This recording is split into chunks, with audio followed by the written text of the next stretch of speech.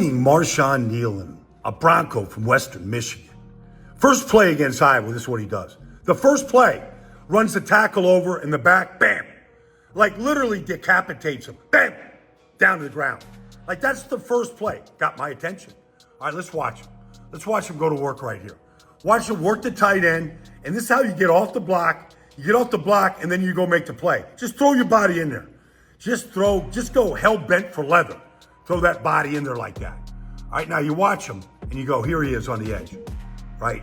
Just a relentless power. He had the best short shuttle of any defensive lineman, 4.18. And you can see the quicks right there as he gets one of his 12 sacks this year. Now, you watch him right here. I put this play on for a reason. Like he's going to get lit up by an Iowa tight end. But watch him take the shot. Bam! But he doesn't go down. No. He takes the shot. Bam! Right up on his feet. Never goes down. Like, takes the shot. I like it. That'll come. Recognition. You'll see it. All right, then you get this right here. Stand up over the guard. And you watch him, and you see the power.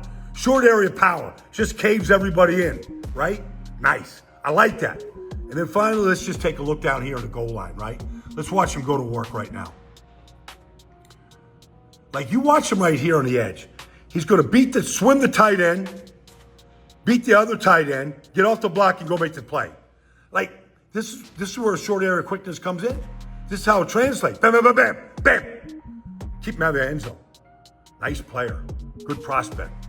Like what I saw. Yeah, Lance Taylor very excited with what he sees. And he loves that second effort score. A touchdown.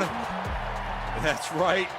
They mixed it up with the Marshawn, yes, indeed. So they mix it up and go big in the backfield, and Western Michigan starting to feel like this is a game that is not going to escape their grasp. Nice job of that offensive line. I don't know who anybody in the country is going to line up and tackle Marshawn. He just Kneeland. He leaned over. Yeah. And he didn't have to run in. He just kind of leaned over. How many? I'm going to speak to Marshawn, please. Yes, sir. Marshawn, this is Will McClay from the Cowboys. I got somebody who wants to talk to you here in just a second. For sure. Hey, Marshawn. Hey. Marshawn, well, first of all, we're going to put a star on that helmet. Yes, sir. Sure had a lot of really complimentary things that have been said about you over the last few weeks as we've been in this evaluation process, but we are excited about you being a Dallas Cowboy. For sure. Thank you. Marshawn, Mike McCarthy, congratulations. Thank you, boss man. I appreciate it, man. Hey, man, I can't tell you how excited we are. You're a phenomenal fit for us. Enjoy this day. It's a great moment, and I think you realize you're coming to a great locker room and a great organization. Yes, sir. All right, I won't hey, let you down, man. Marshawn, it's Coach Zimmer. What's up? How you doing? Great, man. Great. Are you excited? Yes, sir. Yes, sir. We're excited to have you. Oh, I'm here, Coach. I'm here. I appreciate it, man. I just can't wait to get down there. Greg Ellis is going to say hi to you after he's done Sure. slapping fives with everybody. Enjoy this moment, soak it all in, hug Mom and everybody else, man. It's well deserved. So thank you. We're talking to the girlfriend. She's trying to call his agent, so we're trying to get him to call him first, but she's saying he is armed and has a history of mental illness, and her quote was, "He will end it all." We have a lieutenant calling in from Plano advising that the NFL is calling Plano PD, and the subject is texting his family goodbye.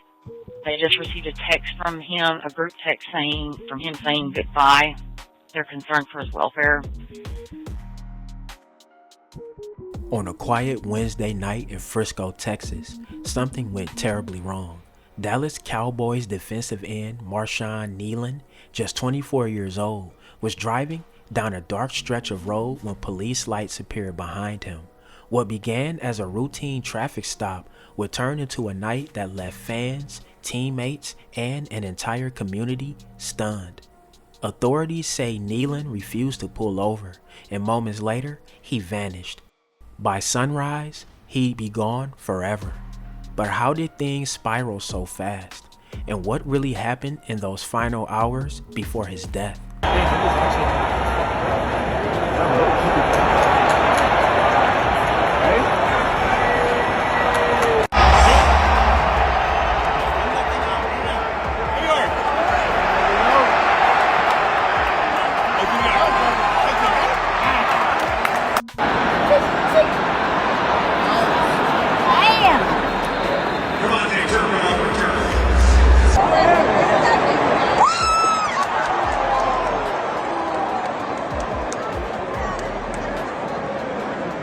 It started just after 10 p.m. Texas Department of Public Safety troopers tried to stop Kneeland on a simple traffic violation. Nothing serious, nothing unusual. But for reasons still unknown, he didn't stop. Their pursuit began, blue lights flashing, sirens echoing through the dark suburban streets. Frisco police joined in, trailing the silver vehicle that seemed to be running from something or someone. DPS tells WFAA that troopers tried to make a traffic stop last night when Kneeland refused, leading them on a chase. Let's listen to the part of the dispatch call we just got into the newsroom. They just received a text from him, a group text saying goodbye. They're concerned for his welfare. This story is developing right now as we have crews at the Star in Frisco. We will, of course, bring you new details as we get them on air and on our social media. Then, suddenly, the chase went quiet. Police lost sight of Kneeland's car. Minutes later, it was found, crashed and empty. No driver, no movement, just silence. And somewhere out there, Marshawn Kneeland was on foot, disappearing into the night. Officers began to search, combing through the area with flashlights and drones. But what they discovered next made everything more urgent and far more disturbing. Dispatchers received word that Kneeland might be suicidal. People close to him, his friends, his loved ones, had just gotten a group text from Marshawn, a message that felt final, a message that said goodbye. One dispatcher's voice trembled as she relayed what they had learned. "We're talking to the girlfriend. She's trying to call his agent, but she's saying he is armed and has a history of mental illness. Her words were, 'He will end it all.'" Every second mattered now. Officers tried to reach him, calling, texting, pleading through the phone. They even deployed a drone to track heat signatures in the dark fields where he might be hiding. But there was no answer, only the soft hum of the night and the growing fear that they were already too late. Around 3 hours after the crash, silence gave way to tragedy. Authorities found Marshawn Kneeland's body. He was dead from a self-inflicted gunshot wound. Police didn't specify exactly where he was found, only that it was near the area he fled into. The search was over, but the questions were just beginning.